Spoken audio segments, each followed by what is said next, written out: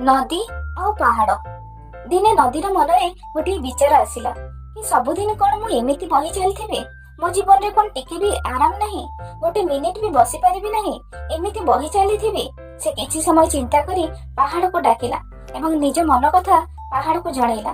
नदीर कथा शुणी पहाड़ हसी उठिला। अरे पागली, मते देख, मु तो पुणी गोटे जगह वर्ष वर्ष धरी ठिया होईछि। एई कथारे नदी कहला, पहाड़ भाई, तुमे तो गोटे जगह स्थिर होई ठिया होईछ, गोटे जगह ठिया होई किए कौन थके? नदी कहला, मते देख, मु केमिति लगातार परिश्रम करे चलीछि, बही चलीछि, गोटे मिनिट भी रेस्ट मिलुनी मते। नदीर एई कथा शुणी पहाड़ जोर जोर रे हसिला। पहाड़ कहला, एमिति कथा तमे खाली भाबुछ, मु तो एठी वर्ष वर्ष धरी ठिया होई होई थकी गलिनी।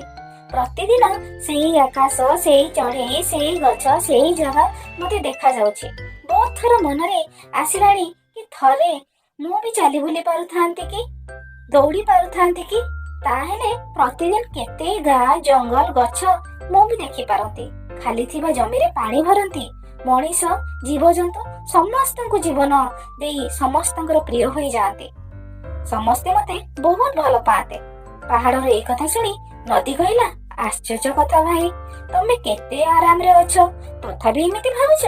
नदीर ए कथारे पहाड़ बड़ नम्रतार सहित कहला, नाई नदी भौणी, तमर तो समस्ते पूजा करिबा उचित।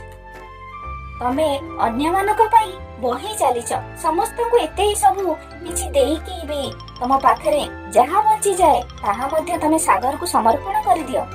ए कथा सुनी नदी निजर भूल बुझी पारला एवं पहाड़ भाईर पाद छुईला। आ 2 गुण जोश रे कहला, तमे एकदम ठीक कहूछ पहाड़ भाई, मो जीवन एकमात्र लक्ष्य हैला अन्य मानक जीवन प्रदान करिबा। ए कथा कही नदी पहाड़ को धन्यवाद जणाइला। एहा कही नदी कुळुकुळ होई 4 गुणा जोश रे बहिबाकु लागिला। नदीर जोश को देखि स्थिर थिबा पहाड़ भी मुचकी मुचकी हसिबाकु लागिला। एठी एई गपटी शेष हैला पिला माने। एठो हमें कोन शिक्षा कले जे भगवान ये जीव जगतर समस्त को अलग अलग शक्ति देइछन्ति। सेही शक्ति को समस्त को चिन्हिबार अछि एवं सेही शक्तिर ठीक सदुपयोग करिवार अछि। एई गपटी केमिति लागिला कमेंट माध्यम रे निश्चय जणाइबे। भिडियोटी भलो लागिले लाइक शेयर सब्सक्राइब करबा को जमा भी भूलिबे नै। धन्यवाद।